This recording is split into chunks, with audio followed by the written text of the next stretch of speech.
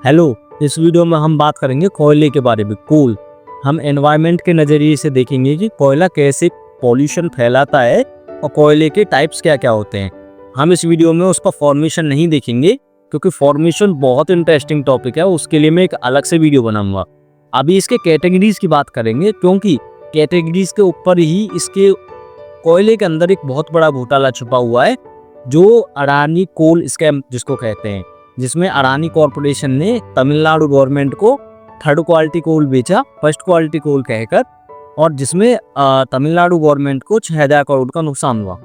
तो कोल को बेसिकली कोल सबसे बड़ा सोर्स है वर्ल्ड वाइड इलेक्ट्रिसिटी प्रोड्यूस करने के लिए।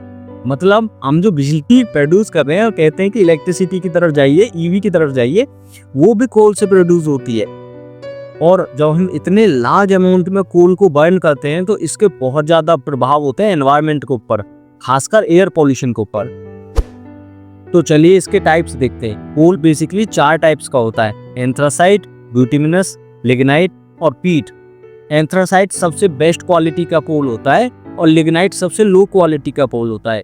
पीट को हम कोल की कैटेगरी में गिनते हैं, लेकिन उसको एज अ फ्यूल कभी यूज नहीं किया जा सकता। तो हमसे पहली 3 कैटेगरी एंथ्रासाइट, ब्यूटिमिनस और लिग्नाइट, इन्हीं कोल्स के बारे में बात करेंगे। अब कोल का कैटेगराइजेशन ब्रॉडली 2 फैक्टर्स के ऊपर होता है। पहला कि किस कोल को जलाने से हमें कितनी एनर्जी प्रोड्यूस होगी, हमें कितनी एनर्जी मिलेगी। दूसरा कि उस कोल को जलाने से कितने कॉन्स्टिट्यूएंट्स निकलेंगे, लाइक कितने पॉल्यूटेंट्स निकलेंगे और कितना वेस्ट जो रेसिड्यू है वो कितना बचेगा। इन 2 मेन फैक्टर्स पे होता है। तो मैं बता दूं, इंडिया के पास ब्यूटिमिनस कोल की बहुत बड़ी खान है, झरिया कोल माइन, जो कि धनबाद में है। अगर हम इंडिया की बात करें तो इंडिया में मेनली ब्यूटिमिनस कोल ही मिलता है, और ब्यूटिमिनस कोल को हम दूसरे नाम से कहते हैं, कमर्शियल कोल के नाम से जानते हैं। इसके कुछ फायदे हैं, कुछ नुकसान है। और एंथ्रासाइट कोल लाइक आपको यूएसए में मिलेगा। अब इनके फायदे क्या हैं, आप देखते हैं कि किस कोल को जलाने से हमें क्या प्राप्त होता है।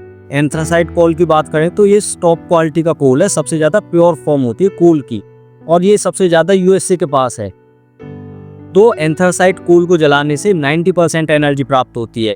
लाइक आपने 1 किलो कोल जलाया तो उसमें से 90% तो आपको एनर्जी के रूप में प्राप्त हो जाएगा, जिसकी वजह से आपको बॉटम एज जो होगी वो बहुत कम मिलेगी, रेसिड्यू बहुत कम मिलेगा। लेकिन इसका एक ड्रॉबैक ये है कि जितनी ज़्यादा आपको एनर्जी मिलेगी, लाइक 90% मिले एंथ्रासाइट से, तो उतना ही ज़्यादा सल्फर डाइऑक्साइड पॉल्यूटेंट निकलेगा। तो आपको सल्फर डाइऑक्साइड एयर पॉल्यूटेंट देखने के मिलेगा। और इसके साथ साथ जब कोल को जलाया जाता है तो बहुत ज़्यादा कार्बन डाइऑक्साइड भी रिलीज होती है। तो ये इसका ड्रॉबैक है। सिर्फ एक ही ड्रॉबैक है कि इसमें सल्फर डाइऑक्साइड बहुत ज़्यादा मात्रा में प्रोड्यूस होती है। वहीं अगर हम इंडिया की बात करें तो इंडिया में ब्यूटिमिनस कोल है। अगर ब्यूटिमिनस कोल को जलाते हैं तो इसमें 50 से 60% ही एनर्जी आप प्राप्त कर सकते हो। अगर आपने 1 किलो कोल जलाया है तो उसका सिर्फ 50 से 60% ही आपको एनर्जी के रूप में मिलेगा, जिसकी वजह से रेसिड्यू बहुत ज़्यादा निकलता है, बॉटम ऐश बहुत ज़्यादा निकलती है। इस वजह से ही इंडिया के अंदर फ्लाई ऐश ब्रिक का कॉन्सेप्ट बहुत ज़्यादा प्रचलित है। लेकिन इसका फ़ायदा ये है कि ब्यूटिमिनस कोल में सल्फर डाइऑक्साइड बहुत कम रिलीज होती है। जब कोल को जलाएंगे तो कार्बन डाइऑक्साइड तो निकलेगी, लेकिन सल्फर डाइऑक्साइड कम निकलेगी।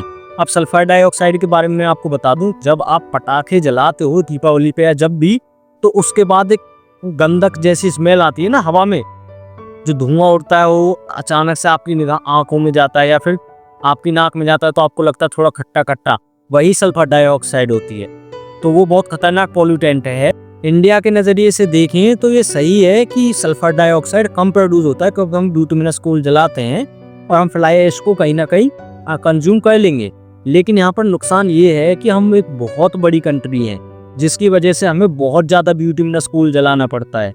और इतना ज़्यादा ब्यूटिमिनस कोल जलाने की वजह से जो छोटी क्वांटिटी में जो सल्फर डाइऑक्साइड प्रोड्यूस हो रहा था, वो बड़ी क्वांटिटी में कोल जलाने की वजह से वो सल्फर डाइऑक्साइड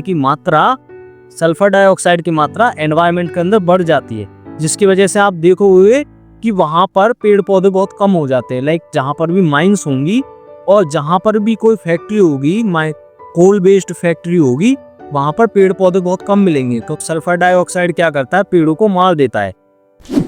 अब इसी के ब्याप पे हम बात करते हैं कि अडानी कोल स्कैम कैसे हुआ। एंथ्रासाइट कोल टॉप कोल है, अच्छी एनर्जी देता है। ब्यूटिमिनस कोल इंडिया के अंदर बहुत ज़्यादा मिलता है और कम एनर्जी देता है। तो अडानी ने क्या किया कि कोल का एक्सट्रैक्शन किया और तमिलनाडु गवर्नमेंट ने कोल खरीदा अडानी से। तो अडानी कॉरपोरेशन ने क्या किया कि एंथ्रासाइट कोल बताकर, टॉप क्वालिटी कोल बताकर लो क्वालिटी का ब्यूटिमिनस या सब ब्यूटिमिनस कोल तमिलनाडु गवर्नमेंट को चुका दिया। अब इसका नुकसान क्या हुआ कि सबसे पहला तो टैक्स पेयर का पैसा चला गया, तमिलनाडु गवर्नमेंट को 6000 करोड़ का नुकसान हुआ जो हम लोगों ने भरा। दूसरा कि उसने एंथ्रासाइट कोल देना था लेकिन ब्यूटिमिनस कोल दिया। अगर हमें एंथ्रासाइट कोल मिलता है जिसका हमने पैसा चुकाया था, इसके बदले हमें एटमॉस्फेयर के अंदर सल्फर डाइऑक्साइड कम रिलीज हुई मिलती, नॉक्स कम रिलीज होती और हमें फ्लाई ऐश वगैरह और बॉटम ऐश भी कम मिलते, रेसिड्यू कम निकलता। लेकिन उसने पैसे भी ज़्यादा ले लिए और लो क्वालिटी का मटेरियल दिया, जिसकी वजह से एनवायरनमेंट को भी सफ़र करना पड़ा। हर एक इंडस्ट्री और खासकर कोल बेस्ड इंडस्ट्रीज में इंजीनियर्स होते हैं वेल क्वालिफाइड, जो कि माल को यूज़ करने से पहले, कोल को यूज़ करने से पहले उसकी क्वालिटी चेक करते हैं। क्या उन्हें नहीं पता था? पता था, लेकिन जो ऑर्गेनाइजेशंस हैं, डिपार्टमेंट्स हैं, ऊपर के लेवल के 5वीं फेल नेता हैं, उन्होंने बीच में पैसे खा लिए। इसमें अडानी को फायदा हुआ, नेताओं को फायदा हुआ, नुकसान किसको हुआ? हमको और एनवायरनमेंट को। 5वीं फेल नेताओं ने अपनी जेब भरी, अडानी ने अपनी जेब भरी और वो चल दिए। उनको और किसी चीज़ से मतलब नहीं। उनको नहीं मतलब कि एनवायरनमेंट खराब हो रहा है, नहीं मतलब कि टैक्स पेयर का पैसा जा रहा है, नहीं मतलब कि अच्छी क्वालिटी का कोल आया या नहीं आया। उनको बस पैसे से मतलब, हम जिंदे हैं, मैं 100 साल रहूँगा, बाद में कोई कुछ करे, दुनिया ख़त्म हो ना हो, कुछ हो, मैं 100 साल हूँ, मैं अपना अच्छे से जी के जाऊँगा, जितना पैसा कमा सकता हूँ कमा लूँगा अपने बच्चों के लिए। ये एक ही मेंटेलिटी होती। मिलते हैं किसी और वीडियो में। ये वीडियो आपको अच्छी लगी हो तो प्लीज़ लाइक कीजिएगा और चैनल को सब्सक्राइब कीजिए। Thank you.